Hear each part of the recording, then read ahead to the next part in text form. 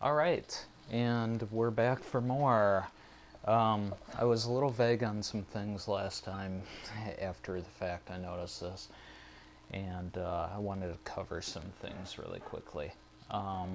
Well, if 10 minutes is really quick, first off, hey, what the hell? That is a 1P21 or equivalent photomultiplier tube. That's what they look like. That's what's in the heart of this thing. The crystal emanates tiny flashes of light, impossible for the human eye to see when radiation strikes it, but with a gain of 1,000,000, give or take, with very low noise on those tubes, it translates it into pop that you can then hear through an amplifier. Now, of course, here we are with the Project Arcturus incinerator mode. I'm drifting. Anyway, yeah. Incinerator mode, you can hear the crackles of stray radiation in the background. One thing I noticed that I forgot to mention, well, I didn't even know it in the last video. Voltage is kind of critical. These tubes run anywhere from they'll run from 400 volts all the way up to 1300. Not a good idea to push it past 1000. I found that a genuine RCA 1P21 photomultiplier tube will work the best actually at about 950 volts, give or take, right in there. Higher than 1000 is definitely very noisy, and below, say 900, you start to lose threshold sensitivity, really. Okay, moving right along, I didn't really explain how threshold works on the amplifier system. Okay, listen to this. Hear how it's faded away to little ticks and pops. Op amps, unless they're rail to rail, and I suppose even then, think about that later. Op amps, unless they're rail to rail, have a saturation point and a cutoff point. And the way you bias them, you can either drive them into cutoff or saturation, where a signal coming in will be clipped one way or another. The way this works is, right here, it's at optimal, so everything is getting through, including the noise from the dark current of the tube. But as you drive it lower and lower, then those fainter signals get cut off, and only the strong ones can get through. In this way, the system can work like a proper Geiger counter, because right now what you're hearing are hard gamma rays, fast neutrons, very high energy things like that. Where this, now you're starting to hear lower energy like gammas, alphas, and such. And there you're getting everything. Here's the difference. This in here, I better dig out the uranium.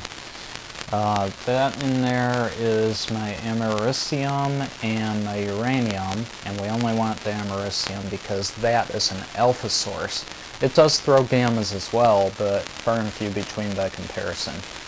Now here, it's already picking it up there. Let's turn that down just a bit. Set the threshold a little bit lower. And one thing you can do with this particular setup, I found, is place your specimen on the crystal, on the window, and then adjust the threshold to what sounds the loudest, right about there.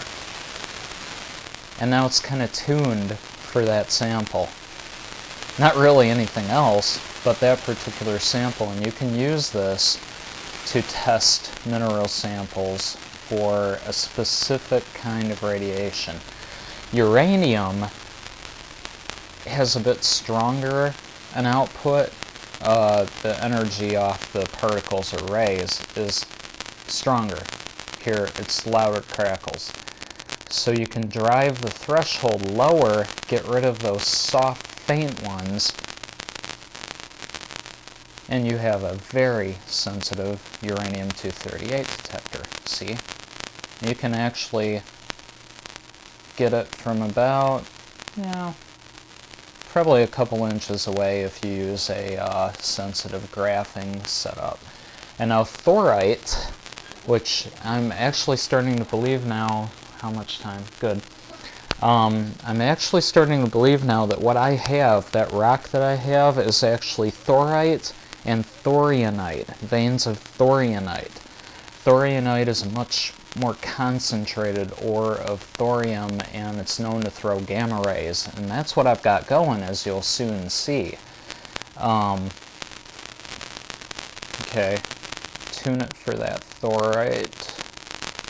Most of what's in that vial is just thorite.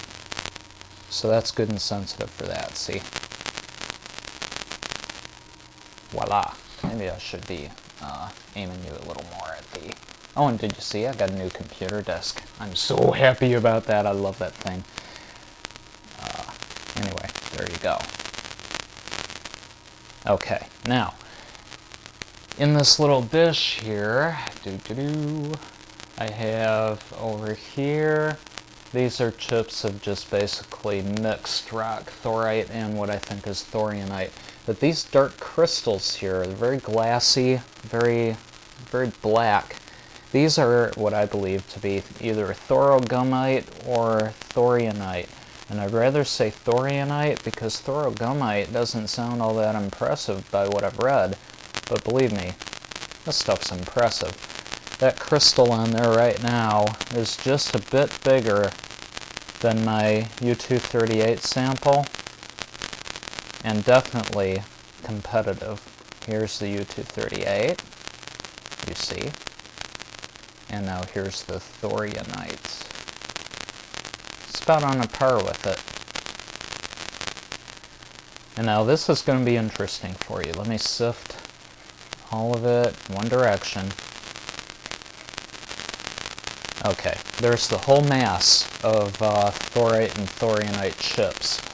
And now this, obviously, is a lead biscuit. I made it from fishing sinkers. I think it might be hard lead, but it's heavy.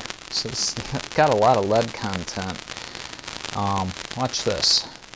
Okay, put that plate right there. You can just start to hear those pops. This proves... Well, it's much more impressive with the big rock, which I now have in a coffee can full of lead. 1 solid inch of lead all the way around.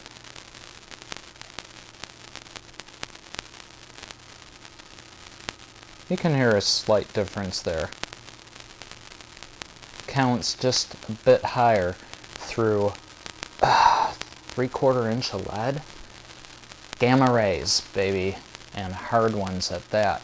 The Wikipedia is a Wikipedia site I read it on. It says thorionite is hard to shield due to the high energy gamma rays. Harder to shield than what was it? Pitch blende due to high energy gammas. And yes, I built a prison for the rock, because the gammas were detectable from almost 3 feet away, almost 4 feet away actually, and that was really worrying me, because what about the stuff I couldn't detect? Going through everything, right?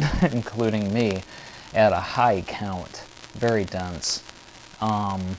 So I built a prison for it that weighs actually about 20 pounds, and it's not even done. It's an inch of lead around another can inside a coffee can, separated by about an inch and filled up with lead, and I also poured at like a 1/2 inch to 3/4 inch thick floor before I even did the walls. And believe it or not, it doesn't stop it. It reduces it to about 15 to 20% of what it was. So that's an inch of lead. Actually, it's a bit above an inch. That's pretty impressive. So, here we are, and we're out of time. Gotta go. Bye for now. Thanks for watching. Take care.